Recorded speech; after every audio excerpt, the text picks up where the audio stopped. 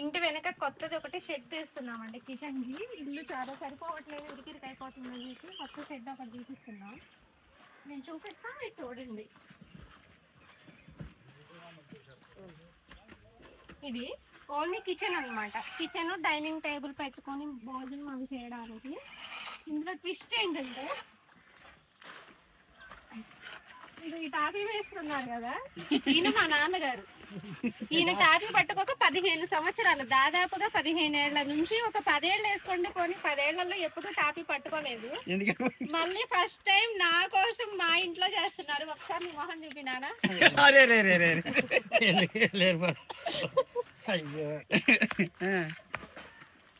ఒకసారి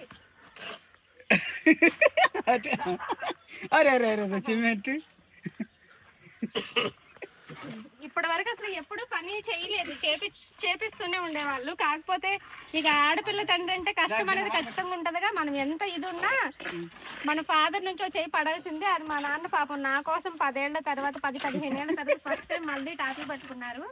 కొంచెం బాధగానే ఉంది, హ్యాపీగా కూడా ఉంది. నాకు తప్ప ఎవరో చేస్తారని. ఇంకో మేస్త్రి గారు మా పెద్దనాన్న,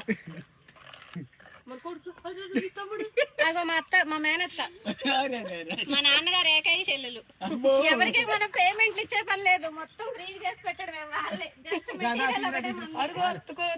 తమ్ముడు చూపెట్టు, మా తమ్ముడు. సందీప్ యూట్యూబ్ లో వస్తారా?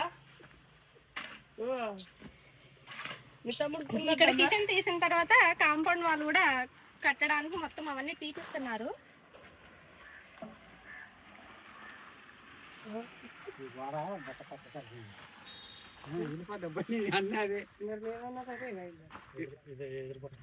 ఇప్పుడు బాత్రూమ్ కి కటింగ్ చేసి బాత్రూమ్ కొబ్బరి చెట్టు. ఇదండి కిచెన్ విశేషాలు.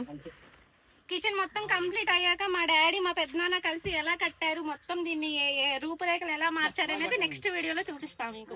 బాయ్. వద్దు,